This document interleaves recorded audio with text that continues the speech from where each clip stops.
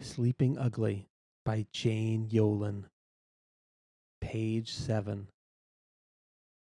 Princess Miserella was a beautiful princess if you counted her eyes and nose and mouth, and all the way down to her toes. But inside, where it was hard to see, she was the meanest, wickedest, and most worthless princess around. She liked stepping on dogs. She kicked kittens. She threw pies in the cook's face. And she never, not even once, said thank you or please. And besides, she told lies. Page 10. In that very same kingdom, in the middle of the woods, lived a poor orphan named Plain Jane. She certainly was. Her hair was short and turned down. Her nose was long and turned up. And even if they had been the other way round, she would not have been a great beauty. But she loved animals, and she was always kind to strange old ladies. Page 12. One day, Princess Miserella rode out of the palace in a huff. A huff is not a kind of carriage. It is a kind of temper tantrum, her usual kind. She rode and rode and rode, looking beautiful as always, even with her hair in tangles. Page 14. She rode right into the middle of the woods and was soon lost. She got off her horse and slapped it sharply for losing the way. The horse said nothing, but ran right back home. It had known the way back all the time, but it was not about to tell Miserella. Page 16. So there was a princess lost in a dark wood. It made her look even prettier.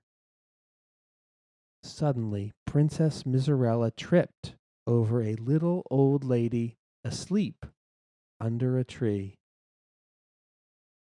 Page 18. Now, little old ladies who sleep under trees deep in a dark wood are almost always fairies in disguise. Miserella guessed who the old lady was, but she did not care. She kicked the old lady on the bottoms of her feet. "Get up and take me home," said the princess. So the old lady got to her feet very slowly, for the bottoms now hurt. She took Miserella by the hand. She used only her thumb and second finger to hold Miserella's hand. Fairies know quite a bit about that kind of princess. Page 22. They walked and walked even deeper into the wood. There they found a little house. It was Plain Jane's house. It was dreary. The floors sank, the walls stank. The roof leaked, even on sunny days. Page 24. But Jane made the best of it. She planted roses around the door. And little animals and birds made their home with her. That may be why the floors sank and the walls stank, but no one complained. Page 26. "This is not my home," said Miserella with a sniff. "Nor mine," said the fairy. They walked in without knocking, and there was Jane. "It is mine," she said. The princess looked at Jane down and up and down. "Take me home," said Miserella, "and as a reward I will make you my maid." Page 28.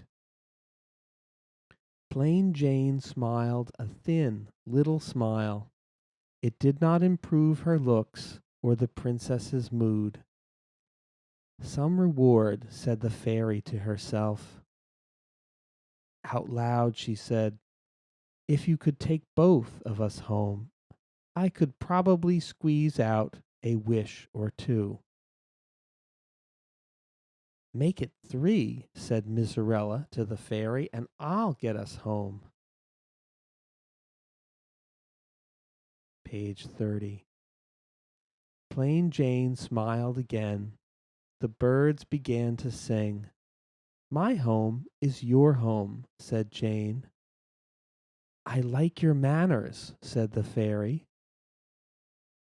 "And for that good thought I'll give 3 wishes to you." Princess Miserella was not pleased. She stamped her foot. "Do that again," said the fairy, taking a pine wand from her pocket, "and I'll turn your foot to stone." Just to be mean, Miserella stamped her foot again. It turned to stone. Plain Jane sighed. "My first wish is that you change her foot back." The fairy made a face. "I like your manners, but not your taste," she said to Jane. "Still, a wish is a wish." The fairy moved the wand. The princess shook her foot, and it was no longer made of stone. Page 34. "Guess my foot fell asleep for a moment," said Miserella. She really liked to lie. "Besides," the princess said, "that was a stupid way to waste a wish." The fairy was angry. "Do not call someone stupid unless you have been properly introduced," she said, "or are a member of the family." "Stupid, stupid, stupid," said Miserella. She hated to be told what to do. Page 36. "Say stupid again," warned the fairy, holding up her wand, "and I will make toads come out of your mouth." "Stupid!" shouted Miserella. As she said it, a great big toad dropped out of her mouth. "Cute," said Jane, picking up the toad. "And I do like toads, but—" "But?" asked the fairy. Miserella did not open her mouth. Toads were among her least favorite animals. "But," said plain Jane, "my second wish is that you get rid of the mouth toads." Page 38. "She's lucky it wasn't mouth elephants," mumbled the fairy.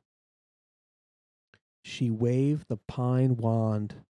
Miserella opened her mouth slowly. Nothing came out but her tongue. She pointed it at the fairy. Miserella looked miserable. That made her look beautiful, too. "I definitely have had enough," she said. "I want to go home." She grabbed plain Jane's arm. "Gently, gently," said the old fairy, shaking her head. "If you are not gentle with magic, none of us will go anywhere." "You can go where you want," said Miserella, "but there is only one place I want to go."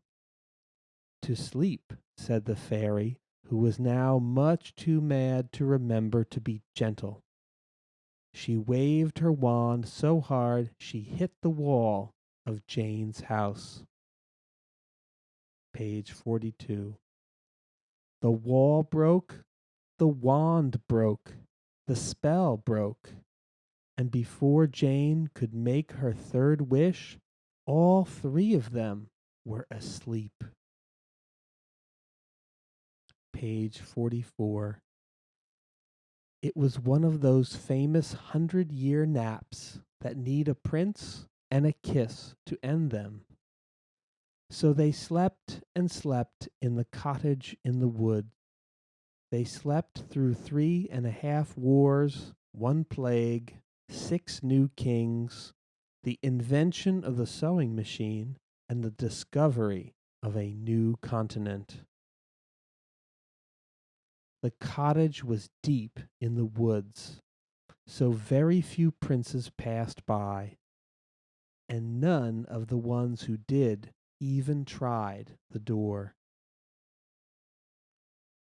At the end of 100 years, a prince named Jojo, who was the youngest son of a youngest son, and so had no gold or jewels or properties to speak of, came into the woods.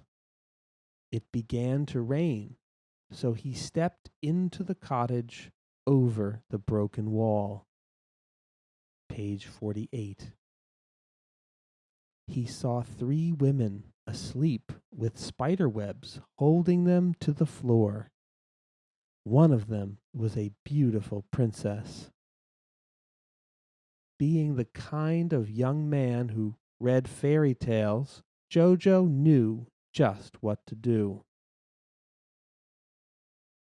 But because he was the youngest son of a youngest son, with no gold or jewels or property to speak of, he had never kissed anyone before except his mother, which didn't count, and his father, who had a beard.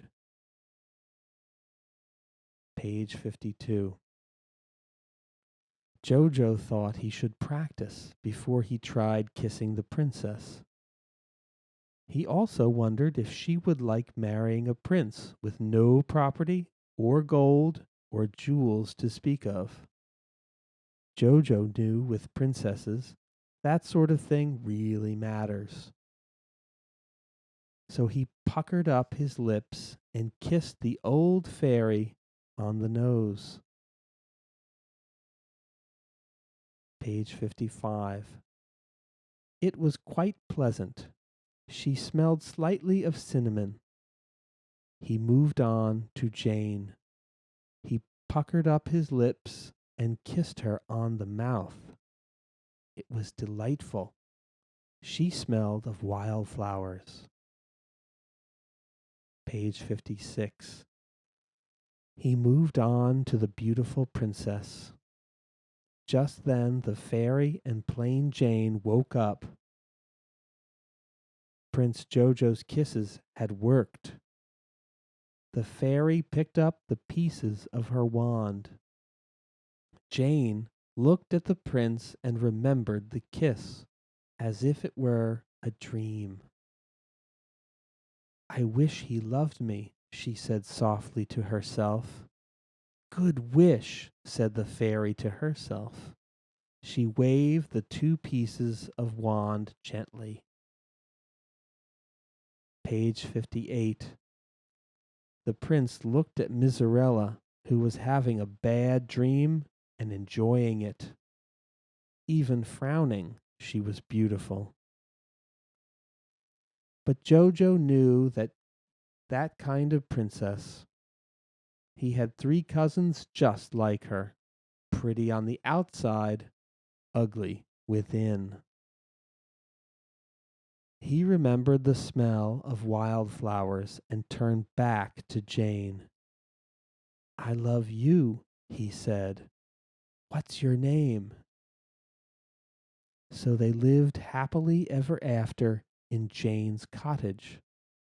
The prince fixed the roof and the wall and built a house next door for the old fairy. Page 62. They used the sleeping princess as a conversation piece when friends came to visit. Or sometimes they stood her up, still fast asleep, in the hallway and let her hold coats and hats. But they never let anyone kiss her awake, not even their children, who numbered 3. Page 64. Moral: let sleeping princesses lie, or lying princesses sleep, whichever seems wisest. The end.